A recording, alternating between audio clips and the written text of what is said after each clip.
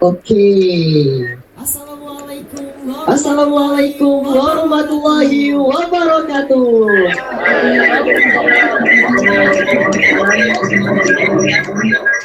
Selamat pagi dan salam budaya.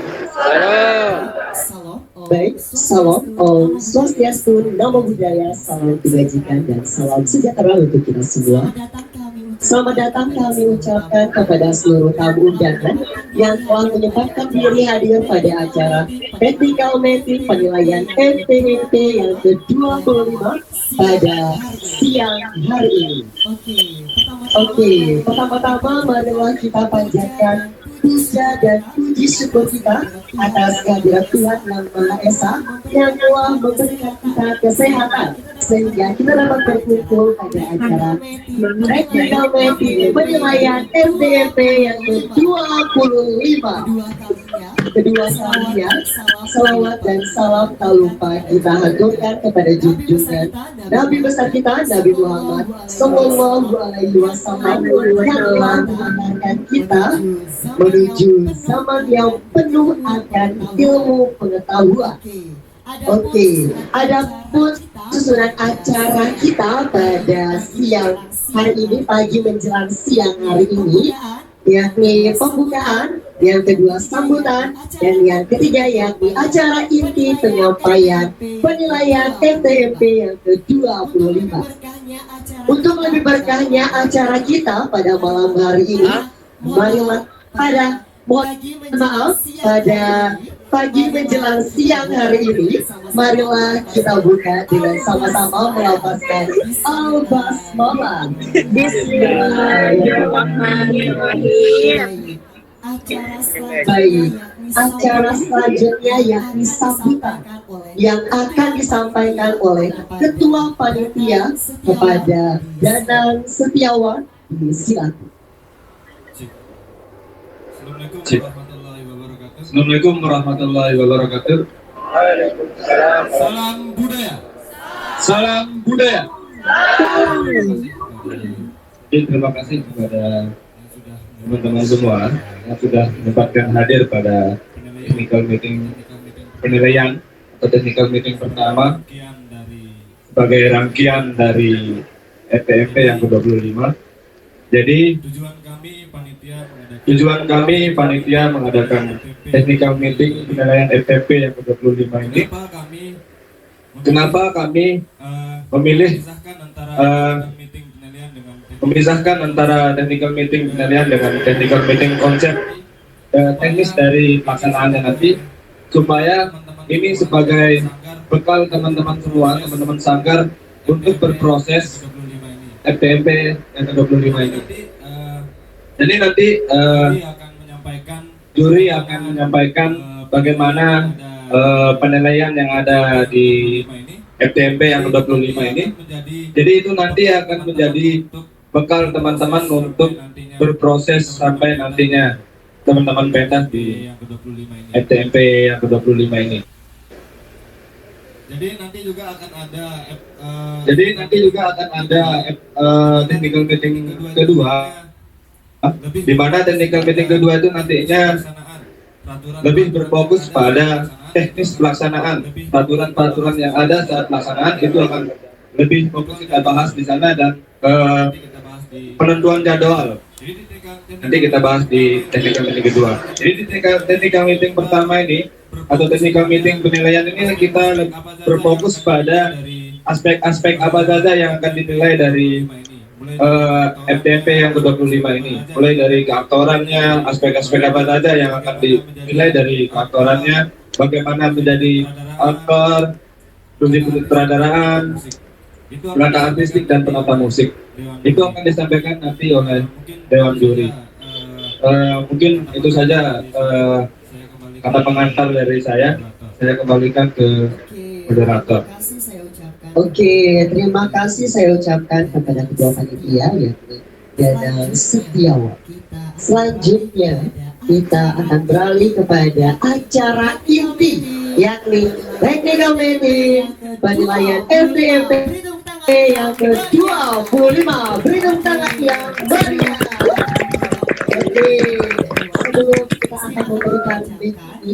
Dewan Juri, saya akan membacakan biodata dari Dewan Juri itu sendiri. Oke, di sini Bagas pribadi atau yang lebih sering dipanggil Mas Pri merupakan seorang seniman yang lahir di Semarang tanggal 17 Desember 1969. Saat ini mohon maaf 17 September 1969. Saat ini ia tinggal di Jalan Lingkar, Lombok, Nusa Tenggara Barat. Mas Pri menyelesaikan pendidikannya di Institut Seni Indonesia. Ia merupakan pecinta kesenian sehingga membuatnya menekuni dunia seni sampai saat ini. Selain seorang seniman, ia juga merupakan wira swasta yang mengikuti perkembangan kesenian khususnya di Nusa Tenggara Barat ini, sehingga pengetahuannya bisa dijadikan acuan untuk terus mengembangkan kesenian sehingga bisa lebih baik ke depannya. Itulah biodata dari salah satu dewan juri kita, yakni Mas Pri. Oke, selanjutnya untuk penilaian yang pertama yang di aktoran. Penyampaian terkait penilaian keaktoran saya akan memberikan kepada Dewan Juri. Disilakan. Bismillahirrahmanirrahim. Assalamualaikum warahmatullahi wabarakatuh. Salam. Ada yang Hindu ya? Gak ada. Ada. Om Swastiastu. Kawan-kawan. Sebelum saya bicara panjang, tapi sebentar. Ada yang tahu teater nggak? Teater itu apa? Nggak, ini pada mau ikut festival teater. Teater itu apa? Ada yang tahu ya? Ya, Anda mau ikut lomba festival ini. Teater itu apa? Ada yang tahu teater? Hah? Tempat pertunjukan. Jadi kamu mau ikut festival tempat pertunjukan? Teater itu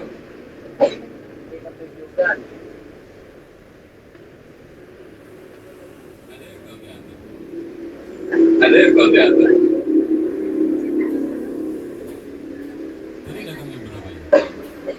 Tadi datangnya berapa ya? Jam 9 ya? Nanya nggak sama panitianya? Panitia festival itu tanya nggak? Teater apa mas? Mbak? Tanya nggak?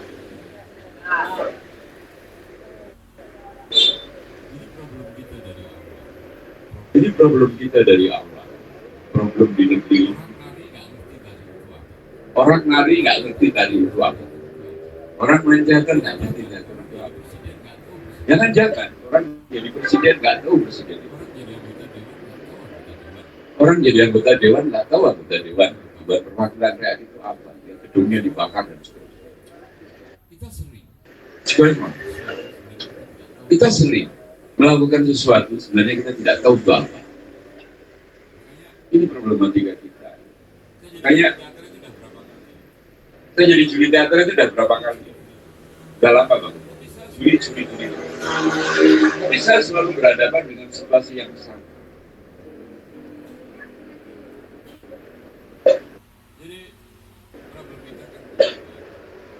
Jadi problem kita kan kemudian kita tidak mengerti sedang apa, di mana, bagaimana dan seterusnya. Ini problem kita. Jadi sebelum kita bicara jauh, kita mau ngomong penilaian. Apa sih yang mau dinilai? Jika problem utamanya kita tidak tahu. Yang berikut. Kan gitu. Siapa yang pernah main teater? Angkat tangan coba. Ini mau ikut festival loh ya. Aku mau tanya siapa yang pernah main teater? Pernah main teater? Teater itu apa? Jadi pertunjukan itu apa? Hah? DPR itu tiap hari pentas, presiden tiap hari pentas, gubernur pentas, wali kota pentas tiap hari. Tapi apa itu seni pertunjukan?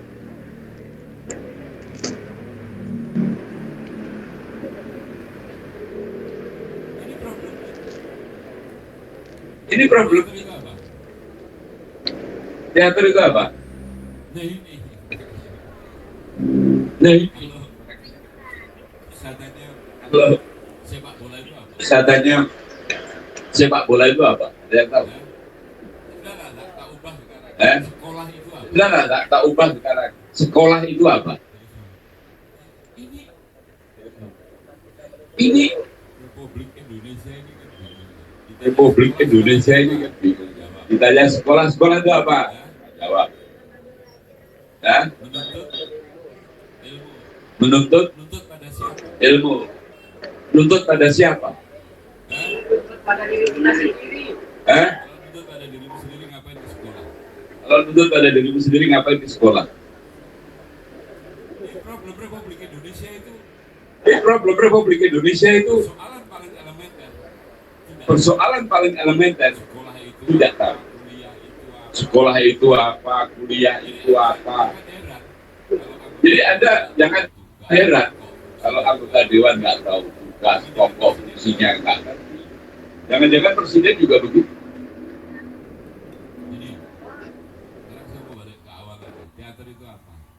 Ini.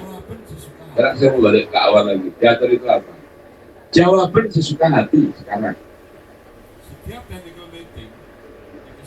Setiap technical meeting saya tanya persoalan paling elementer, paling dasar ini nggak ada jawaban. Anda mau ngapain? Panitia ini bikin apa?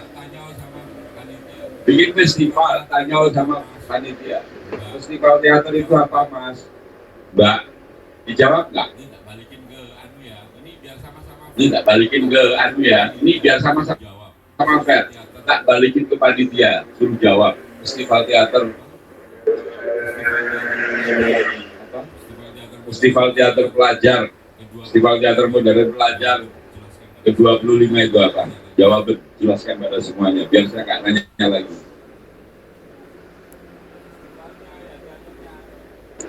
Festivalnya ya teaternya. Variabelnya paling tidak ada teater, ada festival, ada modern. Iya. Jadi festival teater modern pelajar ini adalah jadi kita mulai dari festival. Jadi festival itu adalah bentuk kita merayakan sesuatu. Jadi yang kita rayakan di sini adalah teater itu, teater modern itu. Jadi teater itu dari kami banget ya. Saya pribadi maksudnya teater itu yang kita maksudkan sebagai teater di sini itu seni pertunjukan yang masuk. Intinya teater itu mempunyai panggung, ada penonton dan ada pemain, aktor dan lain-lain. Lalu kita modern pelajar. Kita merayakan teater modern yang kita wadahkan ke pelajar sebenarnya.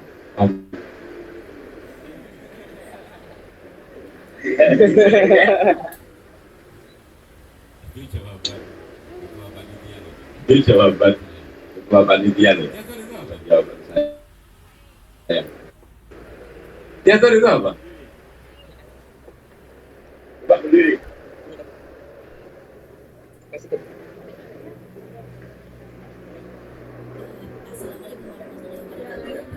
Assalamualaikum warahmatullahi wabarakatuh. Perkenalkan nama saya Nanda. Saya berasal dari Teater Biru Laut dari SMA N1 Terlarang.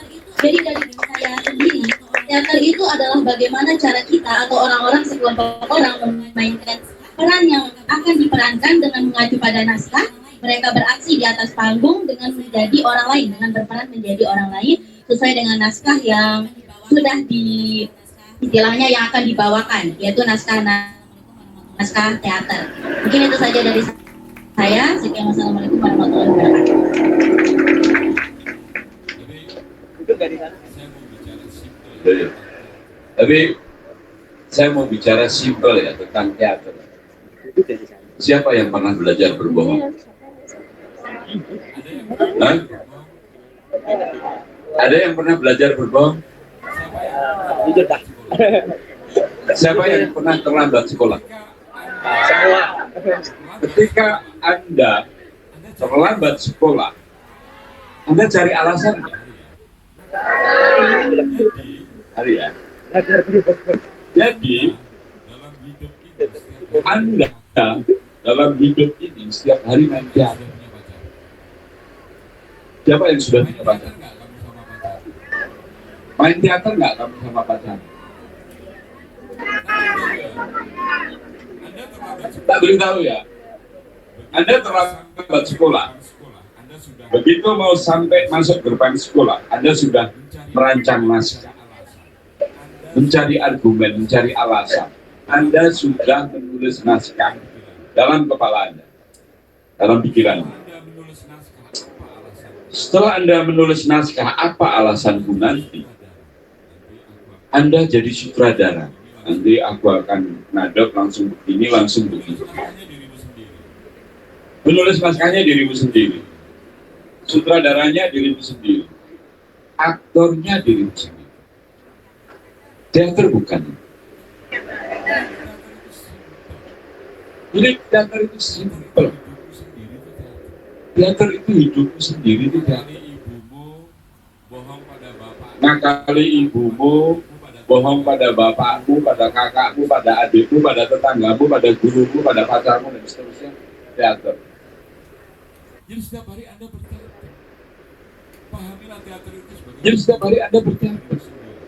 Pahamilah teater itu sebagai kehidupan, sebagai dirimu sendiri, sebagai diri kawanmu, diri tetanggamu, diri bangsa ini, diri masyarakat sedunia ini. Teater. Dari panggung kecil dirimu sendiri sampai ke panggung besar kehidupan manusia di alam semesta ini. Teater.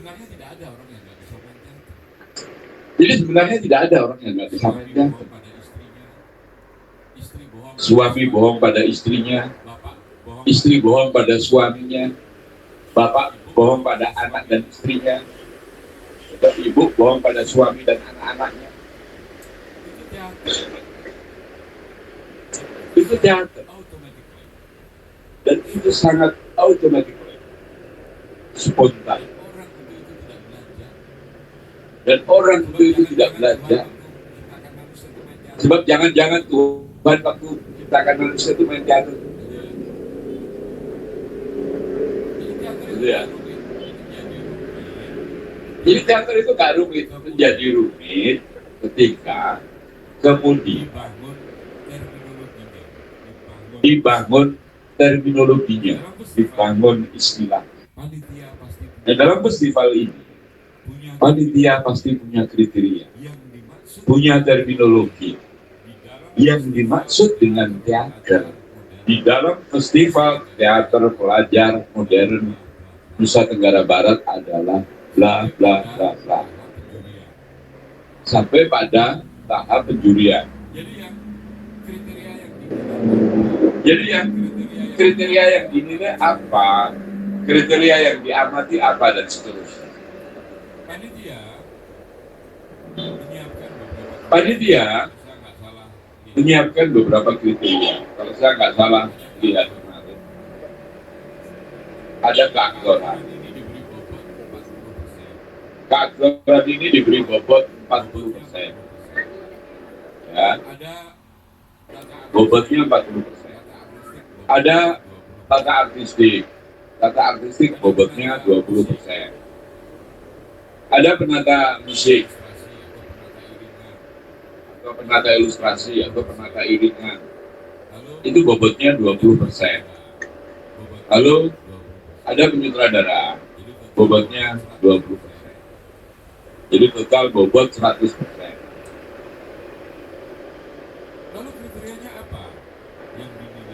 Lalu kriterianya apa yang dinilai sebagai aktor? Aktor itu kalau nggak salah,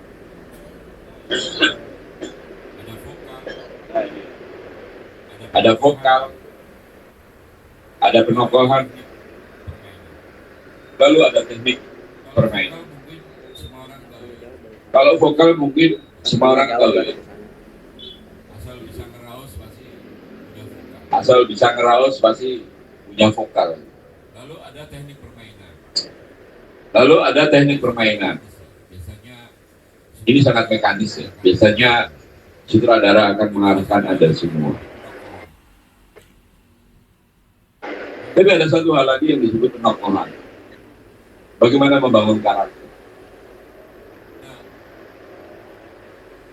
Nah, kenapa saya tadi ngomong ada yang pernah belajar berbohong? kenapa saya tadi ngomong ada yang pernah belajar berbohong? Sangat Penokohan itu dari sana. Sangat bersifat otomatis.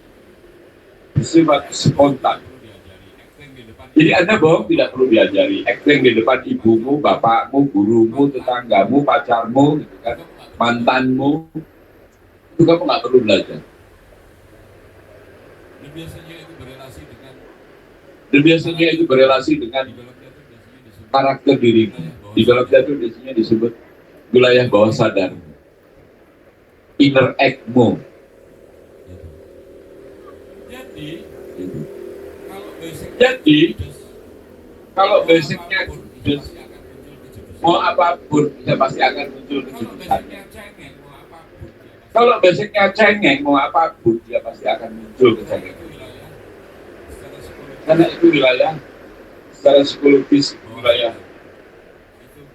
bawah sadar. Itu genetikan.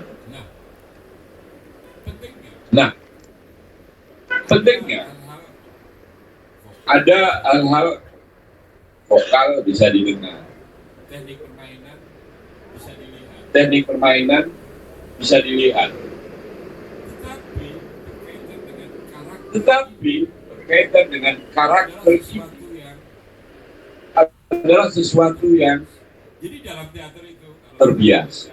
Jadi dalam teater itu, kalau kita nonton teater itu ada dua hal. tersurat Ada yang tersurat. bisa dibaca bisa dilihat dan sebagainya. Surat itu bisa dibaca, bisa dilihat dan sebagainya. Ada yang tersirat.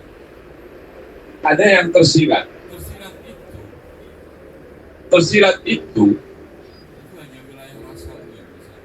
itu hanya wilayah rasamu yang bisa menikmati. Ada yang terucap di panggung. Jadi ada yang terucap di panggung ini, ada yang terucap, terucap dalam bentuk vokal, terucap dalam bentuk dengan musik dan sebagainya. setting, iringan musik dan sebagainya. Itu yang terucap. Ini bagaimana dengan yang terbias? Terbias itu wilayah rasamu. Wilayah rasanya dewan juri, wilayah rasanya penonton dan sebagainya.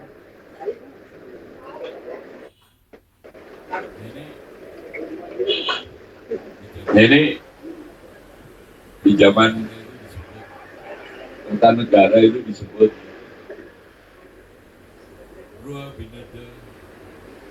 Rua Binede Tanhana Dharma Hangwa. Dua yang berbeda, tetapi Dua yang berbeda, tidak ada tetapi kebenaran tidak ada dharma, kebenaran, mangruah yang mendua. mangrua yang mendua. Artinya bahwa Artinya bahwa karakter itu Tuhan menciptakan manusia itu Tuhan itu menciptakan manusia itu nggak tahu berapa miliar, manusia pasti tapi setiap karakter. manusia pasti memiliki Sidik karakter jari tiap manusia ini seperti sidik jarimu yang tiap manusia ini berbeda. ini yang disebut penokong. Ini yang disebut penokong. Jadi Tidak sebatas teknik yang mekanis, tidak sebatas teknik yang mekanis, bawah sadar. tetapi ada persoalan wilayah bawah sadar, wilayah karakter, Yang akan ketokohanmu sendiri sadar. yang akan muncul dalam wilayah bawah sadar. Kita tidak bilang, kamu kan nggak perlu diajari berbohong. Alasan sendiri mau ngakali ibu, Kamu akan mencari alasan sendiri, mau ngakali ibumu minta uang, kamu ngakali sendiri. Ya, kamu laki-laki biar diperhatikan, kamu perempuan dia punya laki-laki biar diperhatikan sama perempuan, dia punya cara sendiri. perhatikan Perempuan dia agar diperhatikan laki-laki, dia punya cara sendiri. Ini yang kita sebut sebagai karakter penokohan.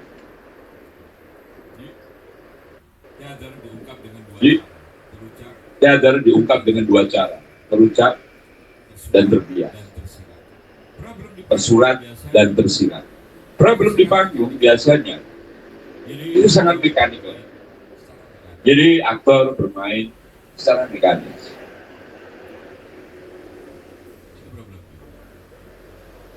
Itu problem. Tapi boleh nggak begitu? Boleh, nggak ada masalah sebenarnya.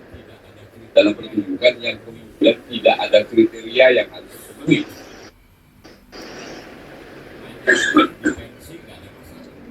Main teater di pensi nggak ada masalah. Tapi ketika kita masuk ruang festival itu ada aturan. Ya, ada kriteria-kriteria yang harus dipenuhi. Teater hari ini itu bisa apa saja. Dia di tengah perempatan jalan begini, sampai ke teater sampai.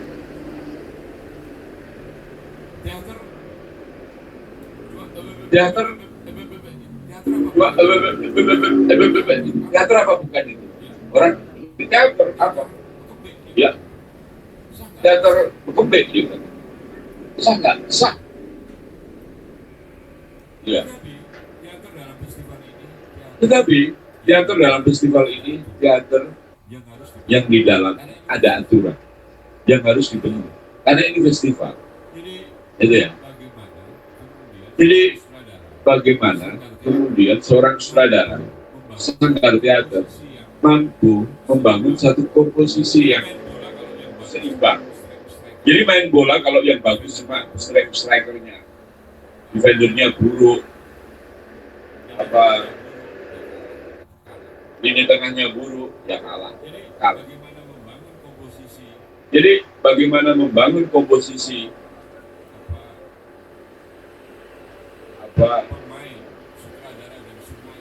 pemain, sutradara dan semuanya itu secara unity, secara berimbang, secara equal. Ini yang paling penting.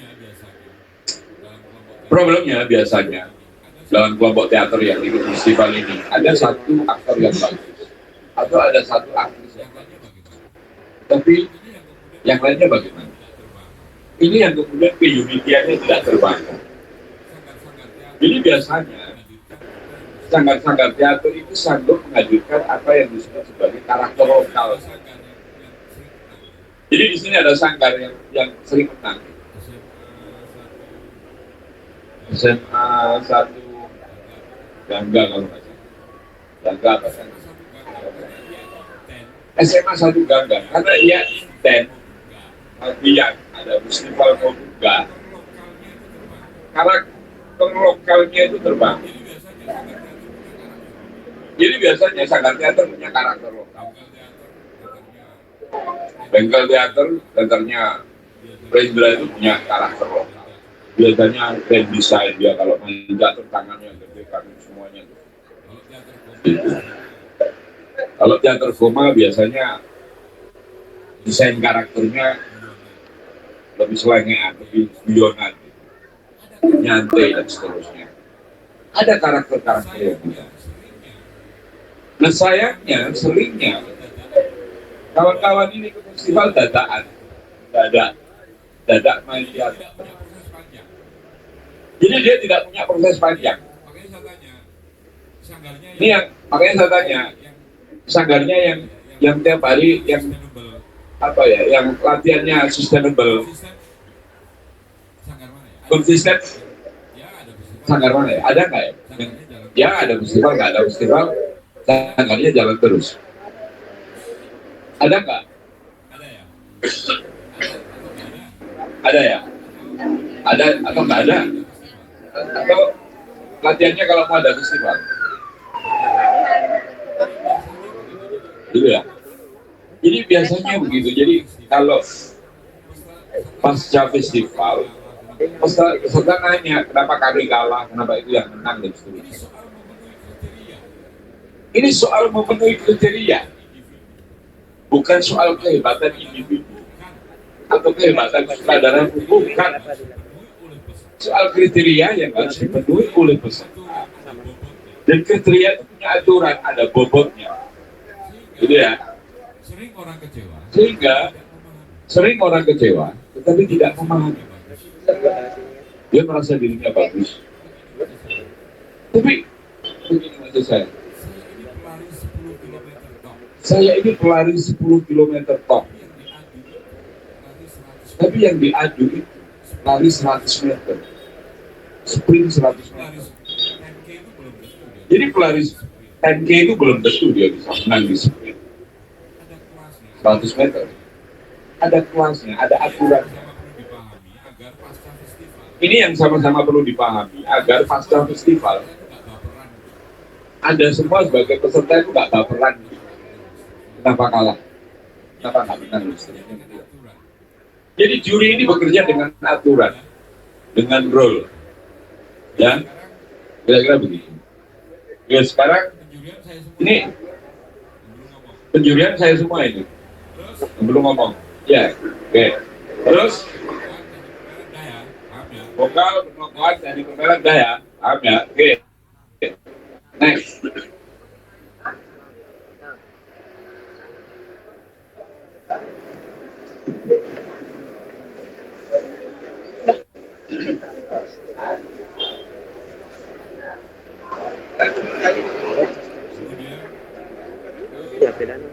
Kemudian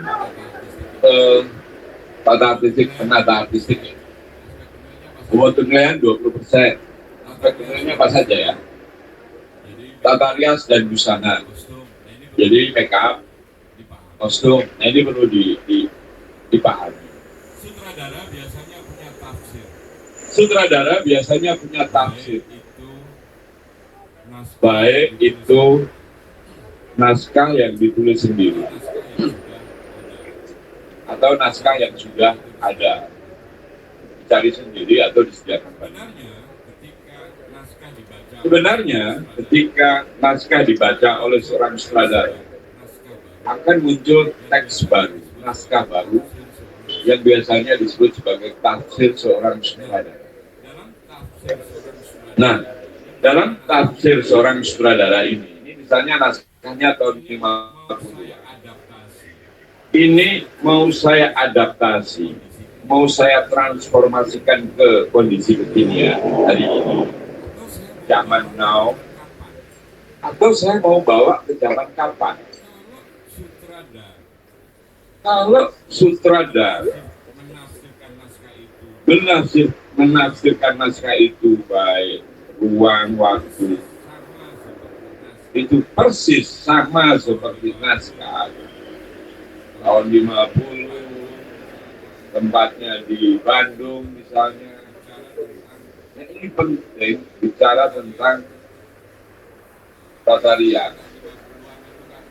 Rias orang tahun 50-an itu kan waktu itu belum ada skincare atau apa, itu belum ada. Lalu tren busana pada tahun itu seperti apa? Rumah, interior, halaman dan sebagainya. Tahun itu seperti apa? Jadi sutradara memang butuh riset yang harus didiskusikan dengan penata artistik. Sehingga tidak bicara tahun 50-an, tetapi kostumnya, settingnya, aksesorisnya, propertinya, zaman now. Juri pasti akan kikik. Ini penting banget. Sutradara melakukan riset untuk memahami ruang dan waktu. Peristiwanya di mana, kapan. Itu penting. Ya. Jadi kadang peserta bilang, loh, setting kita bagus loh ya, kostumnya bagus, mereka bagus, berapa kali? Anda kesasar. peristiwanya di Bandung akan Anda hadirkan di tempat lain tanpa adaptasi. Maka pentingnya sutradara itu membangun adaptasi itu. Ada transformasi peristiwa yang kemudian ini peristiwanya tahun 50-an tetapi ditransformasikan ke zaman kekinian. Boleh nggak boleh, asal argumennya benar. Itu ya. Ini bicara tentang tata rias, busana, dan tata panggung. Gitu ya. Oke, next. Bobotmu cuma 20%.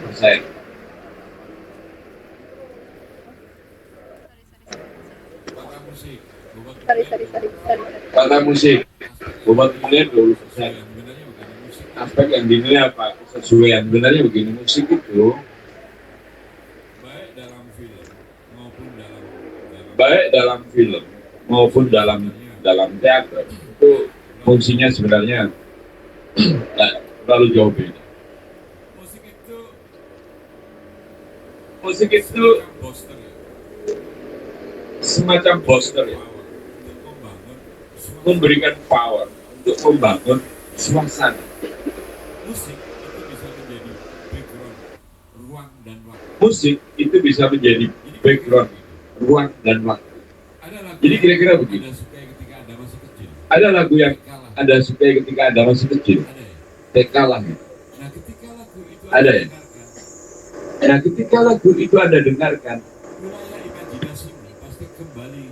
wilayah imajinasimu pasti kembali ke masa kecil. Ketika lagu itu pertama kali Anda dengarkan. Atau orang yang sedang patah hati atau udah pisahan 5 tahun. Ada lagu yang disukai ketika Anda bersama mantanmu itu. Jadi ketika lagu itu muncul, dalam pikiranmu, dalam imajinasimu itu yang muncul pasti mantan. Ada yang pernah patah hati nggak? Hah? Ada nggak? Ada yang nggak ngaku? Hah? Enggak, kalau siapa pernah punya pacar itu? Siapa? Coba angkat tangan. Siapa yang pernah punya pacar? Teater malu-malu. Siapa yang pernah punya pacar? Ada lagu yang kamu sukai waktu sama pacar dulu? Ketika lagu itu kamu dengarkan, kamu ingat dia nggak? Ya, itulah fungsi musik. Simple sebenarnya. Ya, gitu ya. Jadi dia membangun imajinasi penonton, pemain, semua. Jadi sebenarnya itu tidak butuh orang pintar. Semua orang yang masih punya common sense, masih punya akal sehat, masih bisa berimajinasi, itu pasti punya pendapat yang tidak jauh berbeda. Suasananya gimana? Kacau. Pasti mayoritas bilang kacau. Kira-kira gitu. Simple banget. Itu ya. Jadi jangan peristiwanya ke barat, musiknya ke timur. Dan itu sering terjadi. Dan ada kecenderungan kawan-kawan itu suka bikin lagu sendiri. Lagunya bagus, pertunjukannya jelek. Jadi mau mempertontonkan musiknya, lagu yang kamu buat, atau teater sebagai sebuah keunitian satu pertunjukan. Kadang jelek itu, apa? Intronya bagus. Openingnya itu bagus, karena lagunya memang bagus. Anak-anak zaman now itu kan gampang bikin lagu. By digital itu kan gampang banget. Bagus lagu. Pertunjukannya jelek. Dia lebih fokus ngurus musik. Juri itu mau diakali musiknya bagus. Aktornya buruk. Sutradaranya goblok, kan repot. Gitu ya. Sering itu terjadi. Ya. Oke. Yuk next, biar cepat.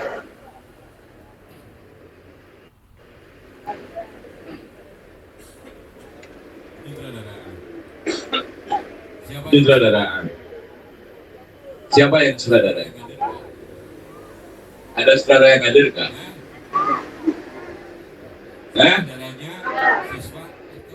Sutradaranya siswa atau pembina? Ini ada sutradara nggak di sini? Coba angkat tangan sutradaranya.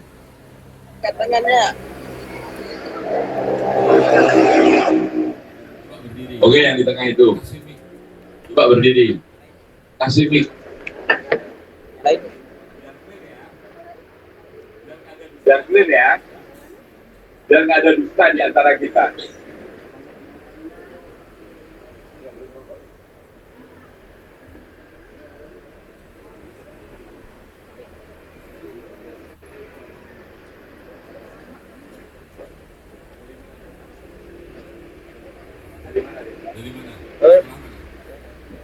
Dari mana? Sekolah mana? Assalamualaikum warahmatullahi wabarakatuh. Perkenalkan, nama saya Kalpara Karisopati Fitri. Saya dari Teater Biru Laut, SMA 1 Teraran.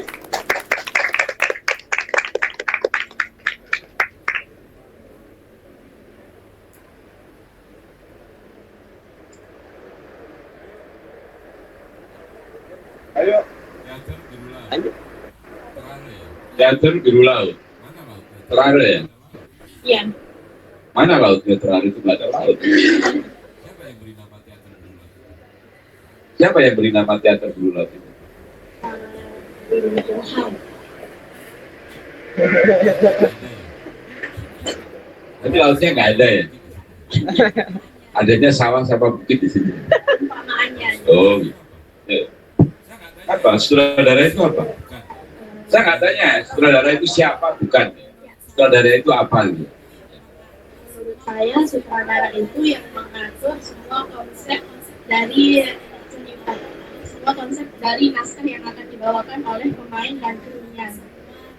Dan membina semua tim dari teater tersebut. Bahasa Inggrisnya sutradara itu apa? Nggak tahu. Ada yang tahu nggak bahasa Inggrisnya sutradara itu apa? Oh, ada. Director. Director dengan direktur apa bedanya? Coba beda nggak? Kata dasarnya apa itu? Kata dasarnya apa?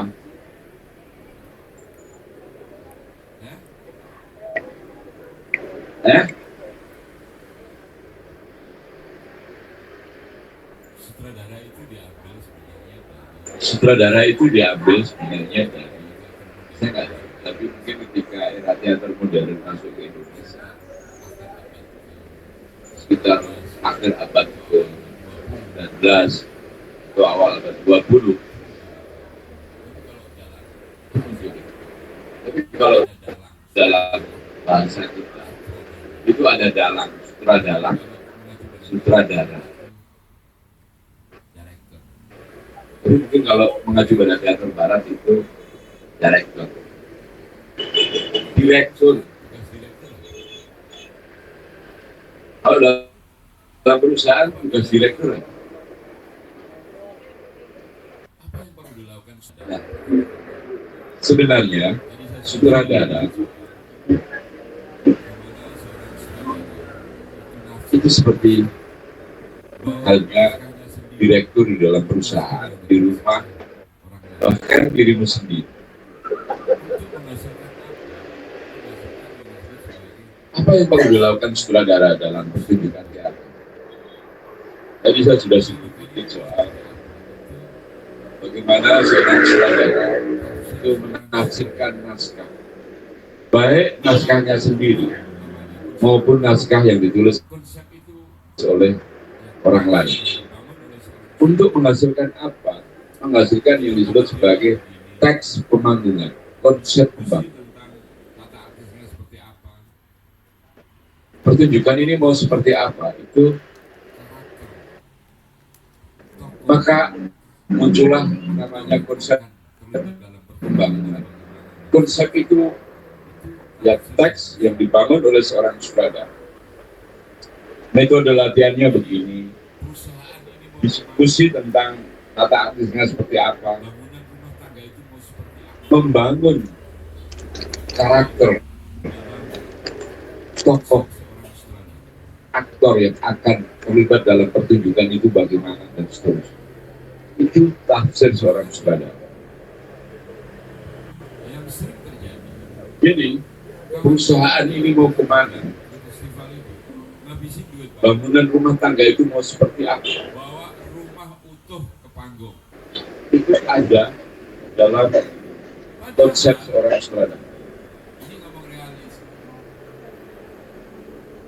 Ada Kelemahannya realis konvensional. yang sering terjadi, kawan-kawan ini ikut pertunjukan, ikut festival itu, ngabisin duit banyak, bawa rumah utuh ke panggung. Sering muncul itu orang bawa Padahal ini ngomong realis, ini festival ada realis-realis, ada realis konvensional, ada realisme sosial, macam-macam. aktor utama. Ada realis simbolik dan seterusnya, macam-macam, banyak banget. Lalu Ya, kamu mau kemana? pemeran utama Yang sering pria, pemeran muncul itu orang bawa kampungnya ke panggung. pembantu pria, pemeran pembantu Ini festival, dia bawa orang satu juri itu harus menilai jurinya bingung. aktor utama.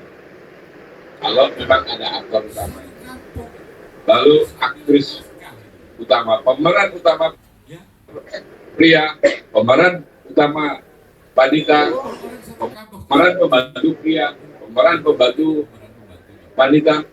Tapi dia bawa orang satu kampung, Pahami kriterianya.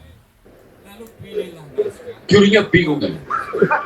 yang sesuai Coba, satu kampung, ini soal nilai naskah gitu. kriteria Ya, yang telah ditetapkan oleh panitia. dia bawa orang satu kampung, terus jurinya lihat yang mana ini pemeran pembantu. Misalnya festival kemarin itu ada Itu penting banget, pahami kriterianya. Lalu pilihlah naskah atau buatlah naskah kampung yang sesuai, yang equal dengan kriteria yang telah ditetapkan oleh panitia. jurinya suruh ngapain. Jadi misalnya festival Ini betul. kemarin itu ada festival, Kenapa? lakonnya apa ya, maling atau apa ya. Oleh penonton dan juri secara lebih Itu pemainnya sekampung, lebih aktor pembantunya lebih satu RT, aktor pembantu pria satu RT, aktor pembantu wanita satu RT. Jurinya suruh ngapain? Juri nggak salah. Juri ini manusia. Ini penting. Kenapa? Pilihlah Agar Anda bisa diamati oleh penonton dan juri secara lebih apa ya, lebih spesifik, lebih intens. Maka pilihlah naskah. Kira-kira ya aktornya paling banter itu. Ya jangan banyak-banyak biar juri nggak salah. Juri ini manusia, masukkan menjadi konsep. bukan mesin. Itu ya. Pilihlah naskah yang memang equal, layak, cocok dengan festival itu. Iya, Terima kasih Mas. itu pentingnya sutradara. Di penyampaian penilaian terkait keaktoran, penyutradaraan, Jelas ya, bicara tentang artistik. Mungkin tafsir ada naskah salah satu dan dari kemudian peserta yang ingin bertanya ditransformasikan menjadi konsep penilaian pemanggungan. yang disampaikan oleh Oke, Dewan Juri. kira-kira gitu aja. Sebelum lanjut, silakan kalau Anda mau bertanya sebelum Yang ingin saya pergi ke Maulidan. Oke, terima kasih Mas Peri. Itulah tadi penyampaian penilaian terkait keaktoran, penyutradaraan, tata musik, dan tata artistik. Mungkin ada salah satu dari peserta yang ingin bertanya terkait penyampaian penilaian yang sudah disampaikan oleh Dewan Juri kita ya, Mas Peri. Disilakan untuk mengangkat tangannya ke atas yang ingin bertanya. 1, 2, 3. Oke.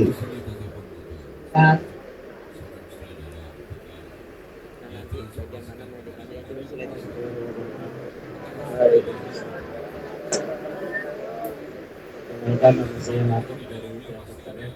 Izin bertanya, untuk tata panggungnya belum dibahas dari tata lampu dan tata letak produknya. Terima kasih.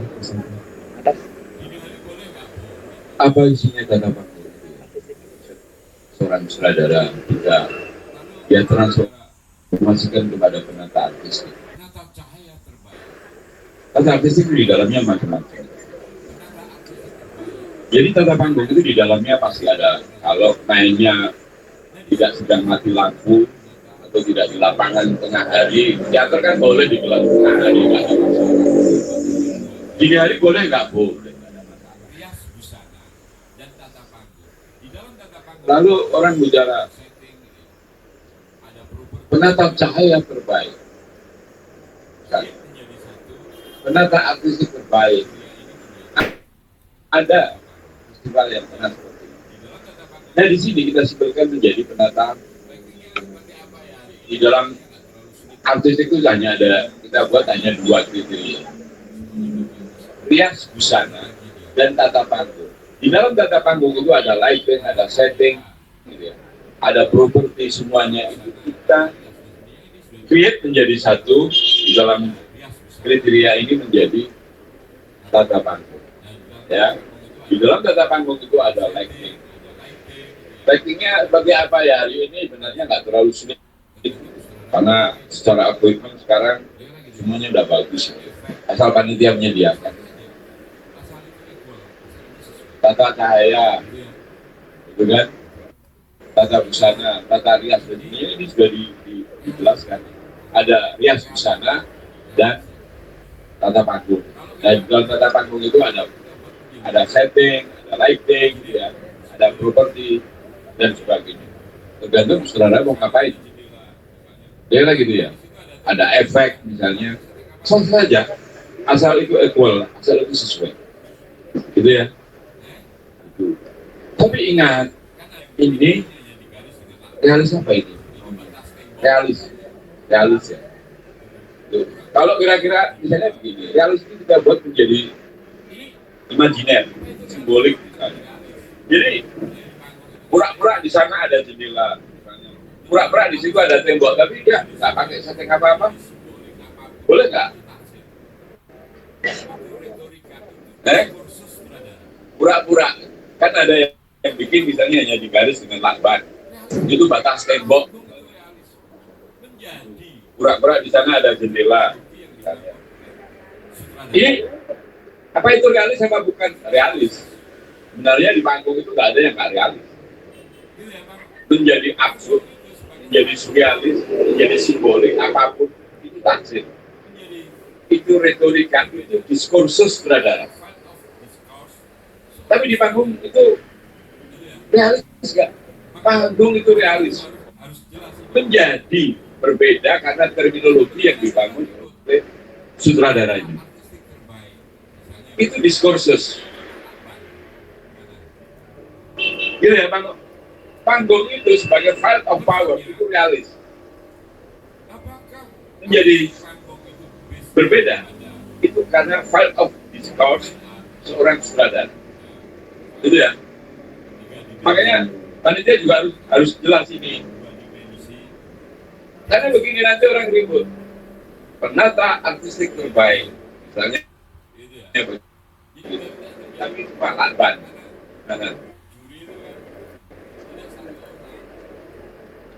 Konsepnya, apakah artistik panggung itu base-nya pada fine art? Nah, misalnya 3 dimensi, 2 dimensi, dimensinya mau seperti apa? Ini penting, gitu ya. Jadi biar tidak terjadi perdebatan yang karena juri itu kan tidak 1 orang, juri itu 3 orang. Kalau lu mau pakai setting mau nggak ada urusan. Gue mau nilai apa yang Anda hadirkan di atas panggung. Itu aja. Tapi karena ini festival, sebaiknya di dalam teknik meeting berikutnya ya, ini diputuskan atau hari ini diputuskan. Mungkin istilahnya menjadi realis representatif. Kira-kira seperti itu. Ya ini realis tapi jangan bawa rumahmu ke panggung. Tapi juga jangan bawa setting imajinasimu yang gak jelas itu ke panggung. Jangan begitu. Karena seringnya kita gagal membedakan antara realis superrealis, naturalis supernaturalis. Jadi saya sering melihat jadi realis naturalis, natural utuh di bawah. Ini ruang tamu, ini meja semuanya ditata. Kalau lakonnya kira-kira ayah itu kan kurang lebih 25 tahun itu mungkin sama. Cobalah cari tafsir yang lain. Sehingga rumah itu menjadi bagian yang integral dari imajinasi tentang artistik. Beri ruang pada juri dan penonton untuk membangun tafsir, untuk berimajinasi. Tapi jangan total imajinasi. Di sana ada tembok, di situ ada bintang. Ya kan? Terus jurinya harus pikir ini penonton. Kan tadi yang gimana ya? Jangan dong. Jadi beri ruang pada penonton dan juri untuk membangun, meng-create imajinasi. Jadi kalau settingmu itu sudah perfect ya, rumah itu ya kayak gitu. Mesin jahit itu ya seperti itu, meja makan itu ya begitu dan seterusnya, selesai semua. Tidak ada ruang untuk penonton dan juri untuk bisa tidak apa, karena sudah selesai. Paham ya? Jadi kritik kita selama festival ini seringnya orang bawa kampung halaman sudah pemainnya satu kampung, branding settingnya kampungnya di bawah panggung. Cobalah untuk menghadirkan sesuatu yang berbeda sehingga penonton dan juri itu punya penilaian yang berbeda pula pada Anda semua. Itu ya. Oke, nanti kalau belum puas tanya sama panitia. Oke, terima kasih Mas Pri atas jawabannya. Mungkin ada dari peserta yang lainnya nih yang mau bertanya mengenai keaktoran, musik, atau penyutradaraan dan karya artistik. Oke, silakan berikan mic-nya.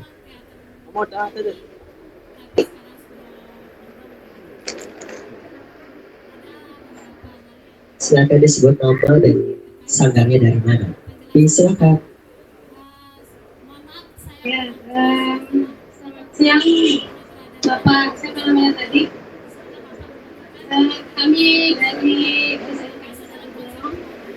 dengan nama sanggar itu teater cinta. Yang dulunya memang teater pelangi, tapi sekarang sudah berubah menjadi teater cinta. Ada beberapa hal yang saya ingin tanyakan tadi terkait masalah penjelasan Bapak. Mohon maaf saya kurang jelas masalah penyutradaraan yang dijelaskan tadi. Di sana Bapak mengatakan ada tafsir naskah yang masuk dalam konsep pemanggungan. Mohon maaf Bapak, saya kurang paham. Coba mohon diulang lagi penjelasannya Bapak. Sekian, terima kasih. Oke, jadi begini. Di dalam sosiologi sastra atau drama itu kan tidak ada. Kan tertulis, ada naskah yang tidak tertulis. Ketika sutradara itu menulis naskah sendiri, itu pasti ada peristiwa yang memicu, yang apa ya, menstimulasi seorang sutradara, seorang penulis naskah untuk menulis peristiwa itu. Apa saja? Jadi di dalam sosiologi sastra atau drama itu kan tidak ada segala sesuatu yang hadir dari ruang hampa. Kalau Janet Wolff mengatakan seorang penulis pasti diperhatikan bicara ruang dan waktu. akan menulis sesuatu. Itu ada background peristiwa yang memicu seorang kreator membuat karyanya. Jadi tidak ada sesuatu yang hadir dari ruang hampa. Intinya pertama itu. Nah, ketika sutradara membaca naskah, biasanya sutradara akan membuat tafsir. Banyak hal tafsir itu. Tapi yang paling pasti diperhatikan bicara ruang dan waktu. Kapan, di mana, baru selanjutnya siapa, mengapa, bagaimana, dan seterusnya. Itu saudara. Tafsir ini penting karena itu akan menentukan bagaimana saudara membangun konsep pertunjukannya, konsep pemanggungannya. Apakah saudara akan memilih ini kemudian ditransformasikan, diadaptasikan, baik ruang, waktu, peristiwanya diadaptasi. Ini peristiwa tahun, Kalau misalnya peristiwanya di zaman Sumeria, di zaman Anunnaki, di zaman ke 10.000 tahun sebelum Masehi. Tapi bagaimana itu ketika ditransformasikan ke dalam kehidupan hari ini? Itu tafsir saudara yang kemudian ya diformulasikan menjadi kenyataan kehidupan hari ini. bencana kolosal yang tersisa di dunia ini tinggal Afrika dan Bagaimana ketika para dewa itu hadir di dalam kehidupan nyata kita hari ini. Jadi kalau misalnya peristiwanya di zaman Sumeria, di zaman Anunnaki, kita ada filmnya ini. apa yang akan terjadi bersifat sangat futuristik. Atau kemudian Boleh nggak? Boleh. peristiwanya masih jauh. Gitu ya. Dulu ada film 2012, kalau nggak salah. Itu peristiwa tentang Lalu dicari bencana kolosal yang tersisa di itu saudara membaca naskah peristiwa lalu menuliskannya. Tapi peristiwanya bukan yang sudah terjadi, tapi yang akan terjadi bersifat sangat futurism. Boleh nggak boleh, itu ya. Nah, ini kemudian saudara membangun konsep, membangun peristiwanya kapan, di mana, lalu dicarilah gunung yang itu saudara kapannya terjawab 2012, di mananya jelas dunia ini habis, yang tersisa untuk port terakhir itu hanya di sekitar Himalaya, lalu yang akan muncul kira-kira Tanjung Harapan Afrika Selatan itu. Atau Anda bisa nonton film misalnya Independence Day, bagaimana Amerika selalu jadi hero, jadi pahlawan. Ini peristiwanya nggak pernah ada dalam kehidupannya. Gitu ya, Mbak ya.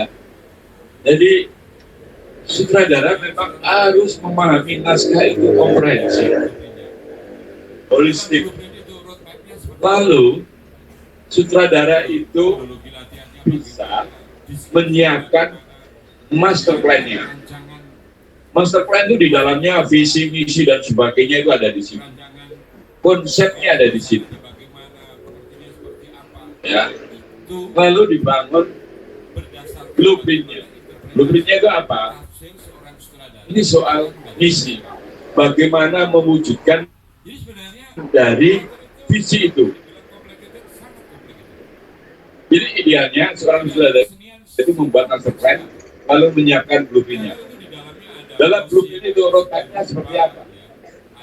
Metodologi latihannya bagaimana, diskusinya bagaimana, menyiapkan rancangan aktifnya seperti apa, rancangan rias busananya bagaimana, profesinya seperti apa.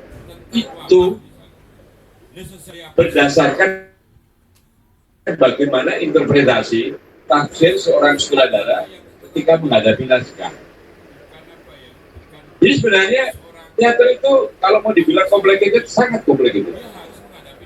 Tidak ada kesenian sekompleks teater.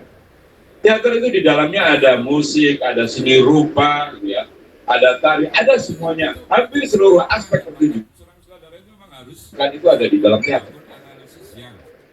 Bagaimana seorang sutradara yang bukan dokter, bukan jenderal, ia harus menghadapi naskah tentang wabah. Diphtheria pestis misalnya. Itu. Terus sutradara yang notabene bukan apa ya, bukan seorang ahli strategi, dia harus menghadapi naskah lawan catur, Otelo, Macbeth. Ini kan butuh sekian perangkat, bahkan seorang sutradara itu memang harus sanggup membangun analisis yang interdisipliner, ya, dan multidisipliner. Jadi Anda tidak bisa, aku kan bukan seorang dokter, Anda harus pura-pura jadi dokter, harus memahami dokter, harus memahami politik dan seterusnya. Itu rumitnya teater. Paham ya? Jadi Anda bagaimana menjadi seorang raja? Kalau saudara nggak ngerti tentang raja, ini raja siapa? Naskah itu ditulis kapan? Naskah itu kira-kira ditulis tahun 70-an, 71, 72. Basic motivasi. Gitu ya. Misalnya naskah-naskah yang bicara tentang kekuasaan. Kalau misalnya naskah lokal, misalnya Rendra, Panembahan Rekso. Bagaimana cara orang Indonesia memahami kekuasaan? Saudara harus paham. Atau kemudian ada naskahnya Muti Gobuse yang sebenarnya jarang dipentaskan, Tiang Debu. Ini kalau orang nggak paham, saudaranya nggak paham, repot banget. Kapan, di mana, bagaimana, dan seterusnya. Naskah itu ditulis kapan? Naskah itu kira-kira ditulis tahun 70-an, 71, 72. Basic Muti Gobuse menulis naskah itu apa? Pasca peristiwa G30 SPKI. Ketika sesama anak bangsa ini baku bantai, baku bunuh. Cerita ini harus dipahami, seorang sutradara adalah penafsir, seorang sutradara adalah mufasir. Kalau dalam ilmu tafsir, kenapa seorang mufasir itu harus paham bahasa Arab lama, bahasa Arab baru, bahkan bahasa Inggris? Karena peristiwanya memang berada di sekitar itu. Nah, ini contohnya begini. Itu ya Mbak ya. Nanti kalau belum puas kita chattingan aja deh. Ya. Oke, gitu. Oke, terima kasih Mas Pri. Kemudian kita akan membuka sesi tanya jawab pada teman-teman yang di dalam Zoom. Silakan. Silakan teman-teman yang berada di dalam Zoom untuk bertanya. Fitria Ramadhani. Silakan. Saya Fitria Ramadhani. Saya terdiam saya tentang dari Fitria Ramadhani. Jaringannya lalu. Boleh diketik aja nih. Ya lewat Zoom ini diketik aja.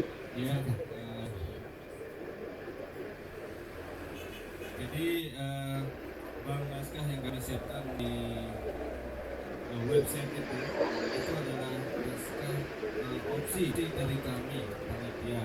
Jadi jika ada naskah yang dibawakan luar dari bank naskah tersebut, boleh menggunakan naskah dari luar dari bank naskah tersebut. Bahkan saat ini masih boleh menggunakan naskah sendiri untuk festival. Oke, di sini pertanyaan dari Fitria Ramadhani. Permisi Kak, apakah boleh mengambil naskah di luar bank naskah? Silahkan. Oke, mungkin Ya. Oke, silakan. Jadi bank naskah yang kami siapkan di website itu adalah naskah opsi dari kami panitia. Jadi jika ada naskah yang ingin dibawakan luar dari bank naskah tersebut, boleh menggunakan naskah dari luar dari bank naskah tersebut. Bahkan saat ini masih boleh menggunakan naskah sendiri untuk festival tahun ini. Itu Fitria Ramadhani. Bagaimana Fitria Ramadhani? Ya, akan dijawab oleh ketua panitia. Oke, terima kasih. Oke, mungkin ada dari peserta yang lainnya yang ingin bertanya. Oke, silakan. Ada di Julak Juknis bentuk pementasan pementasannya itu realis. Jadi bukan konvensional ya, jadi realis. Baik, tadi kan dijelaskan yang diperbolehkan itu konsep konvensional. Di luar itu misalnya bentuk pementasannya itu Ada konsep teater yang di luar dari konvensional itu yang diperbolehkan, Mas. Jadi begini, saya tadi udah jelasin bahwa apa Oleh di atas panggung itu pasti realis. dua panitia, silakan. Ya, terima kasih pertanyaannya. Jadi di Festival Teater Modern Pelajar yang ke-25 ini ada di Julak Juknis bentuk pementasannya itu realis. Jadi bukan konvensional ya, jadi realis. Jadi itu yang akan dinilai oleh juri nanti. Bentuk pementasan yang akan dinilai itu realis. Jika di luar itu misalnya bentuk pementasannya itu non realis, jadi kita dinilai ya Om non realis pementasannya.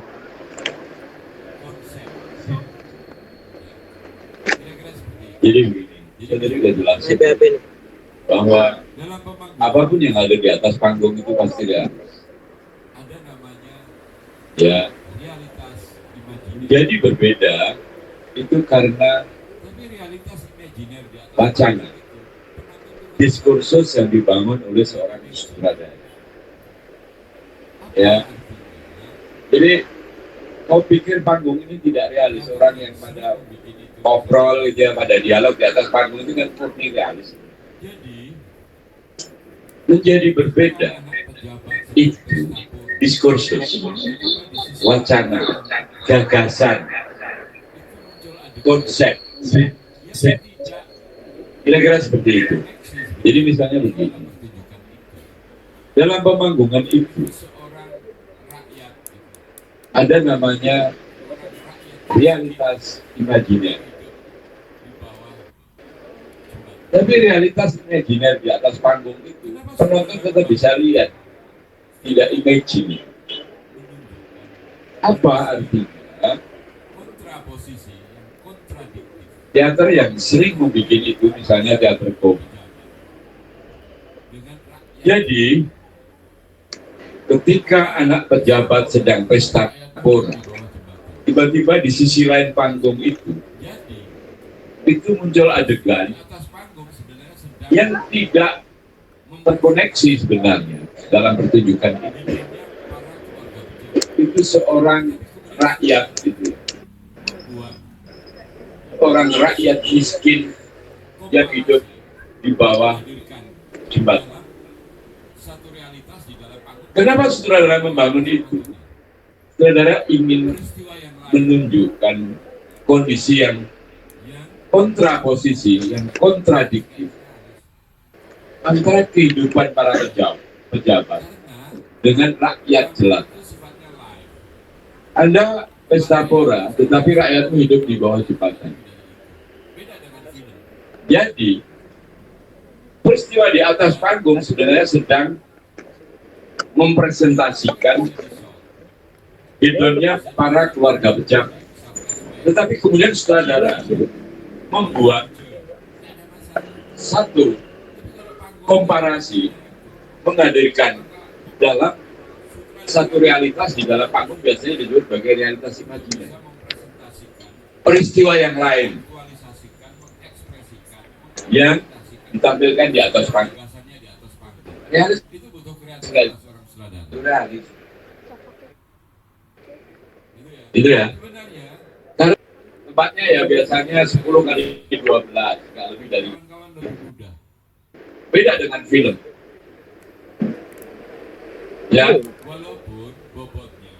Film itu kan bisa di-sound, bisa digeser ke sana kemari, bisa flashback, bisa di future, nggak ada masalah. Tapi kalau panggung itu ya tempatnya kayak itu. Maka sutradara memang butuh kreativitas untuk bisa mempresentasikan, mengaktualisasikan, mengekspresikan, mengimplementasikan. Sebenarnya masih menggunakan komposisi bobot realis konvensional. Apa cirinya? Bobot keaktoran yang sangat tinggi. Dan ini sebenarnya biasa dipakai di Semua gagasannya di atas panggung. Hanya realis saja. Bagi kawan-kawan lebih mudah untuk meng-create bobotnya, masih menggunakan bos konvensional itu. Yang penting cara memahami realis itu simpel kok. Betul. Kalau piring itu bulat, Maka piring kotak boleh nggak? bangsa NIKF ini menyebut realis konvensional adalah teater aktor. Sendok itu bentuknya seperti itu. Sendok dalam bentuk lain boleh nggak? Nah, Bisa digunakan untuk makan. sebenarnya masih menggunakan komposisi bobot realis konvensional. Apa cirinya? Bobot keaktorannya sangat tinggi. Dan ini sebenarnya biasa dipakai di FLS 2, sekarang FLS 3N. Itu bobot keaktorannya sangat tinggi. Gitu ya, dia. Jadi boleh nggak? Boleh. Gitu ya. Yang penting cara memahami realis itu simpel kok. Gitu. Kalau piring itu bulat, piring kotak boleh nggak? Boleh. Hari ini piring kotak nggak apa-apa kok. Sendok itu bentuknya seperti itu. Sendok dalam bentuk lain boleh nggak? Boleh. Asal bisa digunakan untuk makan. Itu ya. Udah cukup. Oke. Oke, terima kasih Mas Budi. Mungkin ada lagi ya para peserta yang ingin memberikan pertanyaan atau yang ingin bertanya. Oke, disilakan.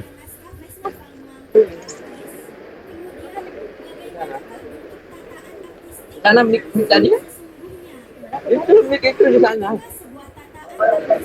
Itu Yang pegang mic tadi open.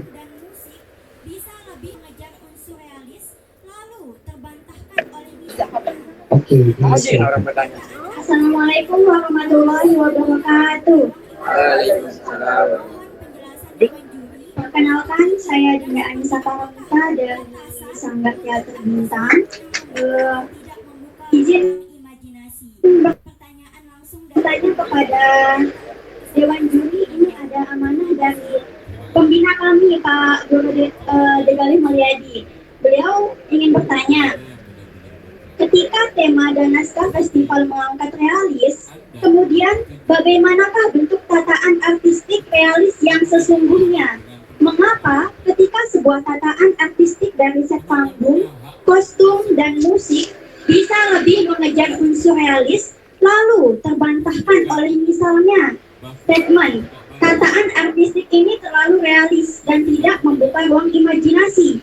Mohon penjelasan Dewan Juri untuk ini, dan seperti apakah batasan untuk artistik yang membuka dan tidak membuka ruang imajinasi?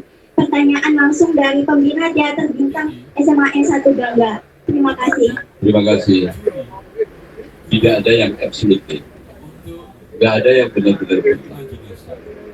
Tetapi Anda membuat pertunjukan itu mau mengajak dialog dengan penonton apa tidak? Penonton punya hak untuk menafsir apa tidak? Itu penting loh ya. Pertunjukan bagus atau tidak bagus itu tergantung pada apa. Tidak ada yang bisa membuat satu kriteria. Pertunjukan yang bagus adalah seperti ini, lukisan yang bagus adalah seperti ini, tidak ada. Jadi penonton, juri punya hak untuk berimajinasi. Ini tidak ada pertunjukan yang bisa mengkooptasi wilayah imajinasi penonton atau siapa. Bahwa ketika pertunjukan itu sudah dipresentasikan ke hadapan publik, sejujurnya itu menjadi hak milik publik. Begini ya, dulu itu tidak ada sampo hijab, tidak ada sabun pemutih. Tapi ketika rakyat Indonesia mayoritas berhijab, muncullah sampo hijab. Ya. Tapi Anda boleh percaya bahwa sampo itu cocok untuk yang berhijab. Tapi boleh tidak percaya. Kita harus melihat teater itu sebagai produk. Ketika produk itu di-share ke publik, itu menjadi hak milik publik untuk mengapresiasi. Model apresiasinya macam-macam. Gitu ya. Kalau saya pakai sampo hijab kok masih gatel-gatel, kan teori kemungkinannya banyak. Anda punya penyakit gatel-gatel yang tidak bisa dieliminasi oleh sampo itu. Atau sampo itu sebenarnya hanya ngibul doang. Kan alternatifnya banyak sekali. Jadi, pertanyaan misalnya, setting yang bagaimana yang sesuai dengan realis? Menurut saya tidak ada satupun orang yang bisa menjawab. Kalau dia bisa membuat batasan itu, pasti mungkin setelah dunia ini, ya, gitu ya. Seperti saya mengatakan, orang yang paling cantik di dunia itu adalah istriku. Itu hak subjektifku dulu ya. Tapi tetanggaku bilang enggak, oh istriku. Kan gitu. Jadi tidak ada yang absolutely di dunia ini kecuali Tuhan. Kan gitu ya. Nah, ini penting dipahami. Tetapi ya, ada batas-batas yang kemudian memberi ruang. Ya. Kalau di dalam satu ruangan itu hanya ada satu orang yang sangat pintar, berkembanglah ruangan itu. Enggak kan? Kan idealnya satu ruangan itu bisa pintar bersama. Nah, di dunia ini Tuhan saja membagikan kekuasaannya. Coba, yang Muslim ini mayoritas Muslim ya.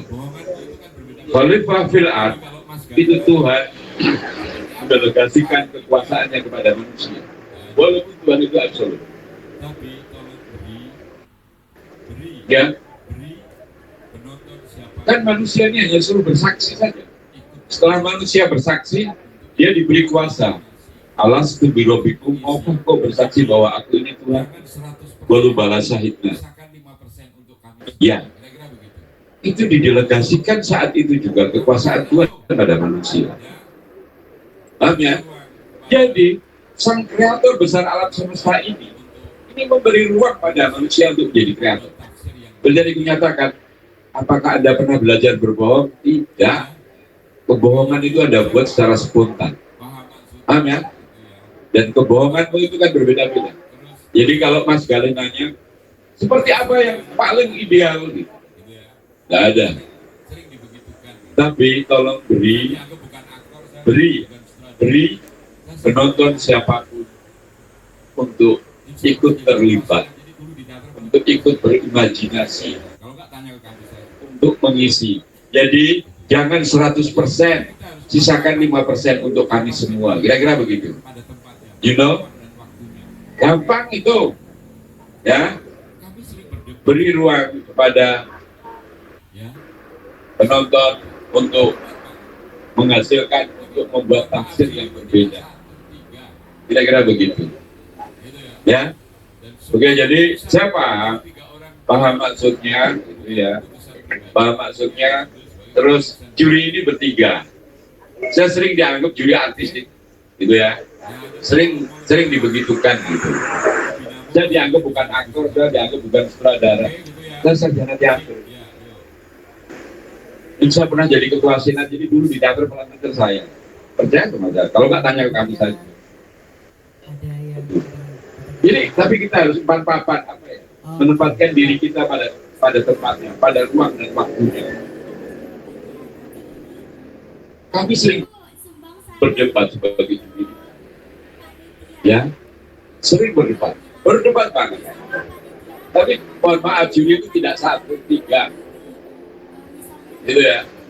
Dan semua keputusan dari 3 orang juri itu bukan keputusan pribadi, akhirnya diambil sebagai keputusan dewan. Oke? Nah, nanti kalau mau lebih jelas, nanti pembinamu Mas Galih bisa diskusi sama saya. Oke, gitu ya. Sip, ya, yuk. Oke, terima kasih Mas Pri. Kemudian ada yang ingin ditanyakan lagi? Oke. Sebelumnya terima kasih untuk Mas Pri atas jawabannya. Tapi ini Pak Guru sumbang saran untuk panitia. Beliau bilang, bisakah panitia penyelenggara menyiapkan catatan dewan juri? Misalnya dalam bentuk tulisan lepas yang nantinya tentu akan mencakup catatan masukan tentang kelebihan dan kekurangan tiap-tiap pementasan. Baik itu secara umum dan alangkah baiknya secara khusus yang nantinya bisa menjadi bahan evaluasi untuk tiap sanggar sehingga tiap sanggar mengetahui di mana letak kekurangan yang harus diperbaiki. Karena tahun kemarin bahkan tidak ada pengantaran dari dewan juri dan akan lebih baik jika ada pengantaran dan ada pula catatan tertulis. Terima kasih. Sebenarnya setiap event itu dewan juri membuat rekomendasi sebenarnya. Nah, saya nggak tahu oleh panitia rekomendasi itu di-share apa. Sejak dari awal kami jadi juri, sebenarnya pasca rapat dewan juri itu ada rekomendasi untuk panitia. Jadi kan sebenarnya setiap event itu menurut saya ada trennya, ya. Dan biasanya dewan juri itu memberi pesan, baik secara lisan atau catatan tertulis. Tapi biasanya panitia sudah lelah. Karena rapat sampai subuh gitu. Terus yang dicari hanya yang masuk nominasi berapa, juara umumnya siapa, aktor terbaik siapa, dan seluruhnya. Itu sudah sama semua. Memang idealnya juri diberi waktu agak panjang. Jadi bukan pertunjukan selesai jam 10, jam 11. Lalu rapat. Ya. Nah, rapat untuk menentukan pemenang saja itu sudah sampai subuh. Kita pernah rapat sampai jam 6 pagi. Teater Putih ini. Sebelum gempa apa pasca gempa ya saya lupa. Sampai jam 6 pagi. Dan saya pernah hadir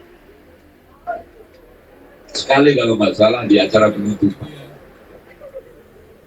Dan saya waktu itu saya sampaikan, kami sangat apresiasi bab festival seperti ini yang ada cuma di Nusa Tenggara Barat. Ada festival yang digelar selama 25 tahun.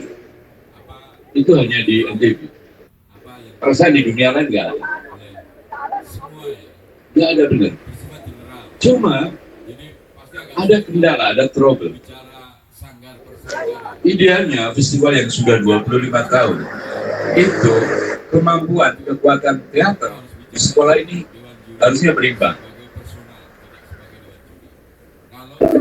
Tapi tidak semuanya ternyata, hanya beberapa sekolah yang kemudian konsisten. Ya, itu ya. Salam untuk Mas Galih ya. Jadi kira-kira begitu ya. Sampaikan nanti pada Mas Galih ya, Kak Galihmu. Memang idealnya panitia set rekomendasi dewan juri. Iya, oke. Silakan untuk Apa progresnya, tolong diberikan. apa yang perlu dibangun oleh semua ya, bersifat general.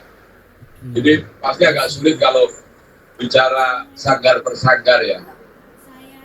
Nanti urusan panitia kalau sanggar per sanggar itu, kalau tuh harus bicara itu dewan juri sebagai personal, tidak sebagai dewan juri. Kalau sanggar per sanggar, karena sensitif nanti. Oke, ya itu ya. Salam untuk Mas Galih ya. Yuk. Oke, terima kasih Mas Pri. Mungkin ada lagi nih satu orang yang ingin bertanya.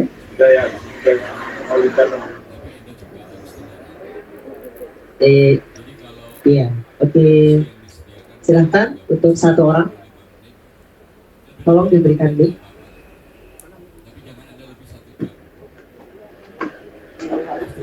Oke, silakan. Assalamualaikum warahmatullahi wabarakatuh. Saya atas nama Brazima Fanny Ramadan dari Sanggar Teater Tahta ingin bertanya, penilaian juri itu sesuai dari jurni sampai 45 menit atau sampai akhir pementasan yang lebih dari 45 menit, karena banyak pementasan yang lebih waktunya. Terima kasih. Toleran. Kita juri bisa toleran, tapi Anda juga harus toleran. Jadi kalau durasi yang disediakan misalnya 30 sampai 45 menit, lebih 5 menit nggak apa-apa. Tapi jangan ada lebih 1 jam. Pasti juri akan menoleransi kelebihan itu. Ya tapi jangan kebangetan. Jadi kalau durasinya 45 menit ya jangan jadi 90 menit. Itu ya. Kasihan yang lainnya juga. Dan juri ini kan sehari itu bisa nonton secara run through, paling istirahat sholat maghrib gitu ya, atau isya itu 1 jam. Juri harus nonton 5 pertunjukan sekaligus, nggak mudah, atau 4 pertunjukan sekaligus. Jadi kita pasti toleran. Enggak absolutely harus 45 menit kayak nanti dikasih lampu hijau, kuning, merah kan. Kita coba menghargai proses kreatif. Tapi kita sama-sama menjaga, sama-sama toleran. Oke? Ya. Terima kasih Mas Pri. Mungkin itu saja dari penyampaian Mas Pri. Mungkin Mas Pri ada kegiatan lagi sepertinya. Oke ya, itu dan saya membuka ruang dialog biar kita nggak saling menyalahkan, biar nggak ada dusta di antara kita. Anda boleh bertanya pada saya pada batas kemampuan saya, baik pada ruang ini maupun pada ruang yang lain. Bisa tanya nomor telepon saya pada panitia, gitu ya. Saya terbuka, biar nggak ada dusta di antara kita. Tapi tidak kapasitas saya sebagai guru, ya, sebagai orang yang sama-sama punya concern pada dunia teater, itu saja. Kami terbuka, saya terbuka berdialog kapan saja, tentu tidak kapasitasnya sebagai guru. Oke, itu ya. Terima kasih. Tertutup ya, saya mau bicara. Saya akhiri, sekian, lebih kurangnya saya mohon maaf. Assalamualaikum warahmatullahi wabarakatuh. Waalaikumsalam warahmatullahi wabarakatuh. Oke.